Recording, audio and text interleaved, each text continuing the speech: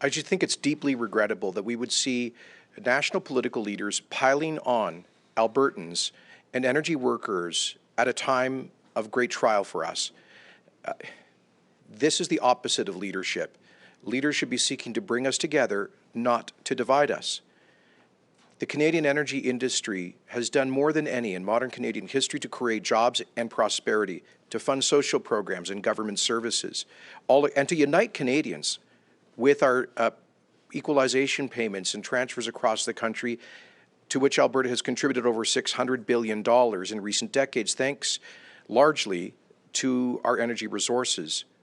So here we are because of the global coronavirus recession, a crash in demand, because of the predatory actions of dictatorships who have been trying to drive North American energy out of business so they don't have to compete with democratic oil.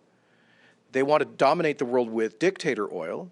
Because of their irresponsibility, we've seen the lowest prices in history, which has even worsened an already terrible economic crisis in this province and therefore in this country. And so I would say to Mr. Blanchet and Madam May, please stop kicking us while we're down. We Albertans have been generous, and we will continue to be generous. But these attacks on our natural resource industries are unwarranted, they are divisive, they're, I believe, in a way, un-Canadian at a time like this. It's like blaming the victim. You know, those who say, these two leaders who say that the energy industry is dead, well, I would remind Mr. Blanchet that in Quebec, in recent years, they've had record sales of SUVs, of heavier cars. Quebecers love taking airplanes to vacations and points south. They enjoy the benefits of living in a modern industrial economy which is predicated on access to affordable energy, much of which, half of which for Quebec, comes from Alberta. And if it didn't come from here, it would be coming instead from the United States and from OPEC dictatorships. Mr. Blanchet said that Albertans have been sending, quotes, a string of insults to Quebec.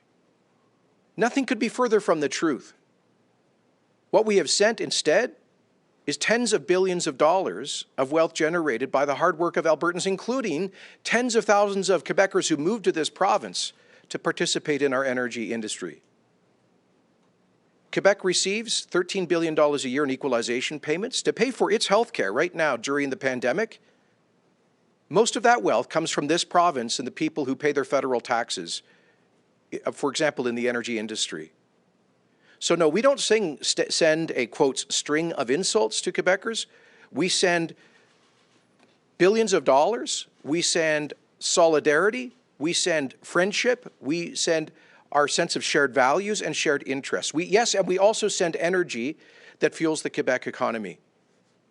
And most recently, we also sent millions of masks and gloves and even 25 ventilators to help our fellow Canadians get through this.